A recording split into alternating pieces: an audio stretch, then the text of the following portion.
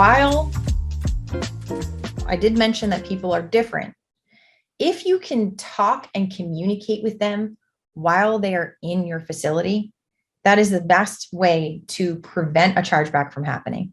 If you make sure that your customers are happy while they're there and that you can resolve any potential negative situation, you can potentially avoid a chargeback. Now, that's not to say there aren't going to be those people that you just cannot satisfy.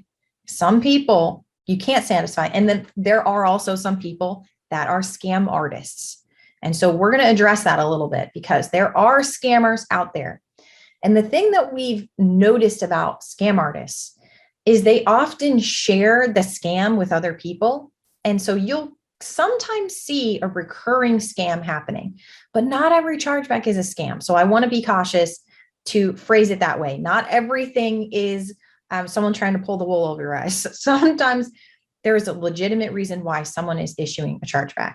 Okay. The other thing that's really, really, really important here is to focus on training your customers to, first of all, spot these red flags, to spot any potential trouble before it comes, and how to deal in the situation. Many times employees don't want to deal with tough situations. They just say, all right, this is going on, I'll try to do what I can. And if they aren't equipped to do it, it's important that they have a manager that they can go to who's going to come into the party situation or whatever the situation might be and try to resolve it. Eileen, I'd love for you to speak to this a little bit because you have experience in-house with this and working with customers with this on how to kind of calm down that situation when someone is upset.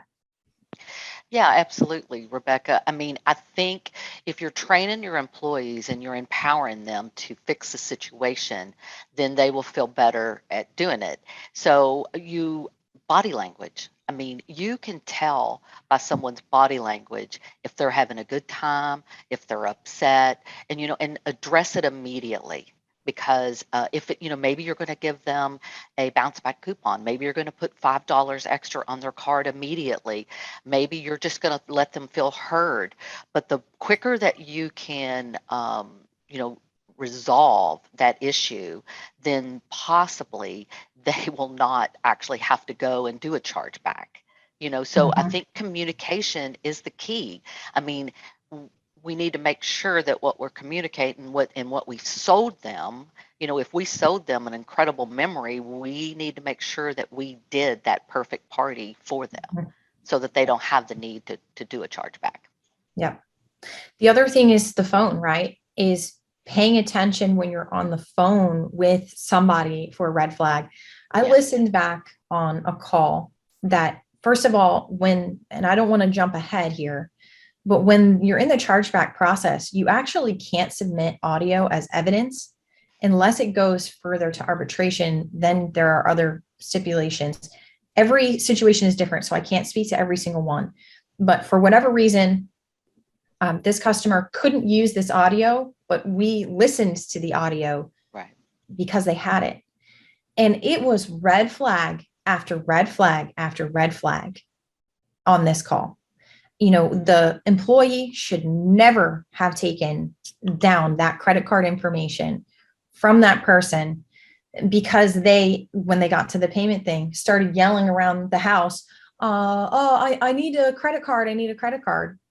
And they got some random credit card, maybe it was grandma's or something, and used it. And then after the party, they charged it back. Right. So it's very important to train your staff to look out for things and to share the policies ahead of time, to say the card that you'll be using needs to have your name on it. And we'll be asking for that card when you come in along with your ID.